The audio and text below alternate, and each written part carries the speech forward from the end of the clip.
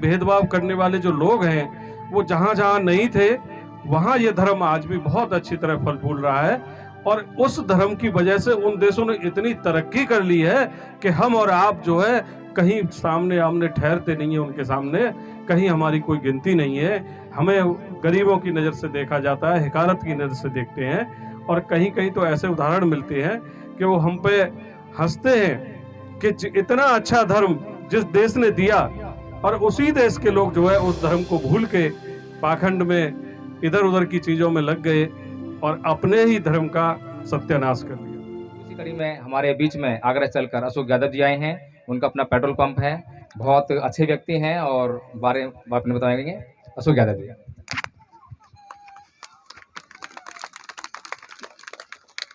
तथागत गौतम बुद्ध को नमन करते हुए और महापुरुषों की श्रृंखला में जितने भी हमारे महापुरुष हुए उन सभी को नमन करते हुए, डॉक्टर भीमराव अंबेडकर जी को नमन करते हुए, आप सभी को पुनः नमन करते हुए अपनी बातें रखूंगा।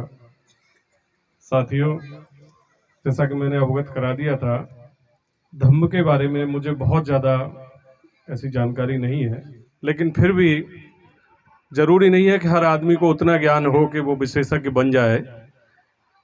इतने ज्ञान से भी काम चल सकता है जितने ज्ञान से हमारा जीवन यापन अच्छे से हो जाए, हमारे आने वाली पीढ़ियां हैं वो अपना भविष्य सुधार लें, और हमारा आपका एक जो सामाजिक प्राणी होने के नाते जो रिश्ते हैं वो अच्छे बन जाएं। इतनी भी अगर हम इस बौद्ध धर्म से शिक्षा ले लेते हैं तो मेरी नज़र में यह है कि वो काफ़ी है। इन्हीं संदेश के साथ मैं आपके बीच आया हूँ। मैं कुछ समय पूर्व से जुड़ा हुआ हूँ। बहुत सारे जो कार्यक्रम होते हैं इस तरह के, उनमें जाने का मुझे सौभाग्य मिलता है। यहाँ पर भी वकील साहब ने और आदरणीय आपकी जो संयोजका है कार्यक्रम की, उन्होंने भी मुझे आमंत्रित किया, तो मैं शहर से यहाँ पर आया हूँ। कुछ छोटी छोटी बातें आपके बीच रखना चाहूँगा, क्योंकि धर्म का जो आर्थिक पक्ष है उस पर भी ध्यान दीजिएगा। दिक्कत क्या है, इसी धर्म से कुछ लोग कमाई कर रहे हैं और कुछ लोग जो है पैसा गंवाते रहते हैं और आजीवन गंवाते रहते हैं। उन्हें एहसास नहीं होता कि हम कितना धन जो है धर्म के नाम पे गंवा चुके हैं, और अगर उसे कहीं आपने ठीक जगह लगा दिया होता, अच्छी जगह लगा दिया होता, तो आपने तो जो जीवन जैसा भी काटा है वो एक अलग विषय है, लेकिन ये पीछे जो नौजवान जो पीढ़ी है ये अपना भविष्य जरूर सुधार लेती। आप ये जब समझ लीजिए, कोई भी व्यवस्था, चाहे उसे कुछ भी नाम दे दीजिए, चाहे धर्म का नाम दे दीजिए, सरकार का दे दीजिए, अगर वो जन कल्याण के विरुद्ध काम करती है, आम आदमी के विरुद्ध काम करती है, यानी सबको अपने साथ लेके नहीं चलती है, तो कहीं ना कहीं उस व्यवस्था में खोट है। और जहां तक मैंने जाना और समझा, बौद्ध धर्म के अंतर ये बात मेरी समझ में बहुत ठीक से आई कि ये एकमात्र ऐसा धर्म है जो वैज्ञानिक सोच के साथ साथ सबको साथ लेने का काम करता है। ये कभी ये नहीं कहता कि फला जाति या फला वर्ग का आदमी उच्च है, ये निम्न है, ऐसा करो वैसा करो, ऐसा कुछ नहीं। इसमें कोई भेदभाव नहीं है।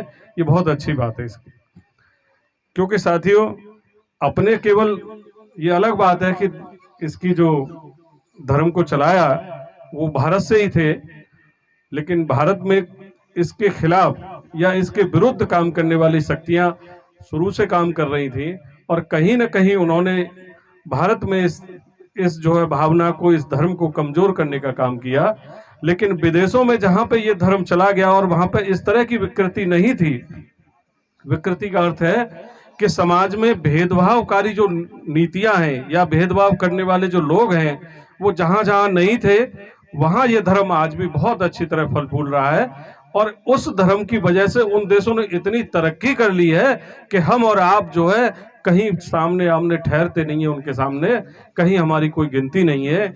हमें गरीबों की नज़र से देखा जाता है, हिकारत की नज़र से देखते हैं, और कहीं कहीं तो ऐसे उदाहरण मिलते हैं कि वो हम पे हंसते हैं कि इतना अच्छा धर्म जिस देश ने दिया और उसी देश के लोग जो है उस धर्म को भूल के पाखंड में इधर उधर की चीजों में लग गए और अपने ही धर्म का सत्यानाश कर लिया। दूसरा एक चीज और है, आपको किसी धर्म को, बौद्ध धर्म को कहीं से लाने की जरूरत नहीं है, वो हमारे आपके अंदर मौजूद है।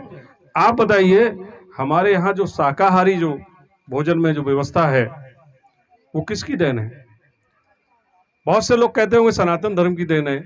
आप पढ़िए कभी फुर्सत में, ये सनातन धर्म की देन नहीं है, ये बौद्ध धर्म की देन है।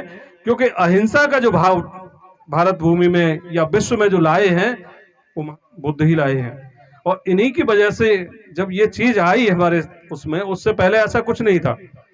लेकिन जब अहिंसा का भाव हमारे आपके अंदर जगाया और एक दूसरे के प्रति करुणा, प्रेम, भाईचारा, ये सब चीजें लेके आए, तो ये तो हमारे अंदर मौजूद है ना, ये कहीं से लाने की जरूरत नहीं है।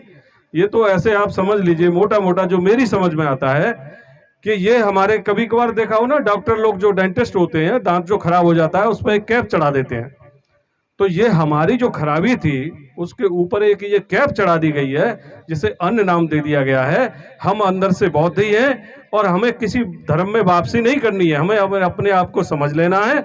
और जहां हम समझने लग गए तो ये भारत बौद्धमय हो जाएगा, ऐसा मेरा दृढ़ विश्वास है।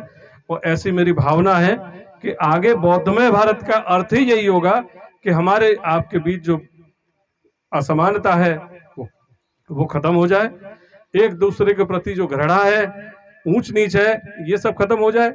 और ये सब जैसे ही खत्म होगी तो ये भारत जो है बौद्धमय भी हो जाएगा और हमारा आप सबका इसमें कल्याण भी हो जाएगा। मैं हर कार्यक्रम में एक संदेश देता हूं कि ये जो बाबा साहब को पढ़ने के बाद ये जो बुद्धिजीवी वर्ग हम में आप में बन गया है, उस वर्ग ने कहीं ना कहीं अपने आप को जैसे हम दोष देते हैं, उसी तरह का एटीट्यूड हमने आपने अपना लिया है।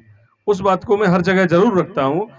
हमारे आपके बीच मुझसे बहुत ज्यादा जानकार, बहुत ज्यादा बुद्धिमान लोग यहाँ बैठे होंगे, लेकिन अपने घर से निकल के वो कभी किसी ओबीसी के यहाँ, किसी एसटी के यहाँ या किसी गैर जो बाबा साहब को नहीं मानता, जो बुद्ध धर्म को नहीं मानता, उसके घर निकल के नहीं गए होंगे, ऐसा मैं मान के चलता हूं।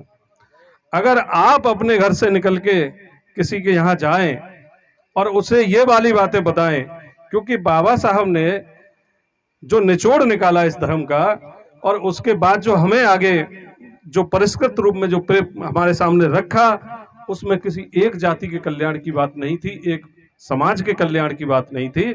उन्होंने पूरे मानवता का, पूरे विश्व का और सभी जातियों को लेके चले और सबका कल्याण उसमें निहित है। और जो लोग उन्हें पढ़ गए हैं वो आगे बढ़ गए हैं और जिन्होंने नहीं पढ़ा है वो आज भी पीछे हैं। तो मैं उन बुद्धिजीवी वर्ग से, उस वर्ग से आपसे बहुत करबद्ध जो प्रार्थना करने जरूर आता हूं और करूंगा आपसे कि आप अपने इस ज्ञान को अपने तक सीमित ना रखें, अपने पड़ोसी को, अपने बगल में गांव को, और बगल में गांव कोई नहीं है तो कस्बे में, कहीं भी जाके आप किसी भी समय, साल में 2 घंटे भी देना, साल में 6 घंटे देना, दिन में 1 घंटा देना, जो आप पे संभव हो, आप इस ज्ञान को दूसरों को जरूर बताना। अगर आप ऐसा करने लगेंगे तो आपका ये काम, इस तरह के जो कार्यक्रम है वो बहुत जल्दी सफल होने लगेंगे। क्योंकि ऐसा होता है, जब कोई पेड़ लगाना होता है हमें, तो अगर बीज आपने कहीं डाल दिया है तो वो अंकुरित हो जाएगा, उसे बड़ा करने में बहुत सरलता होगी, बहुत आसानी होगी। और जब शुरू से हमें हर बार बीज ही डालना पड़ेगा तो वो बहुत समय लगेगा। इसलिए ऐसा जो बुद्धिजीवी वर्ग है, जो बाबा साहब के बारे में, बौद्ध धर्म के बारे में जो जानकार लोग हैं, उनसे मैं बहुत विनम्र निवेदन करते हुए जाऊंगा कि आप इस विचार को, इस संस्कृति को, अपनी इस ज्ञान को दूसरों के पास जरूर लेके जाएं। क्योंकि आप जिन्हें दोष देते हैं, बहुत सारे लोग दोष देते हुए मिल जाएंगे, लेकिन ये नहीं कभी सोचते कि इस बात को हमने कितने लोगों को बताया। अपने घर में बताया वो ठीक बात है, लेकिन घर से बाहर भी बताने की जरूरत है। इन्हीं शब्दों के साथ मैं अपनी वाणी को विराम देना चाहूंगा। सभी साथियों को मेरा जय भीम, जय भारत, जय संविधान।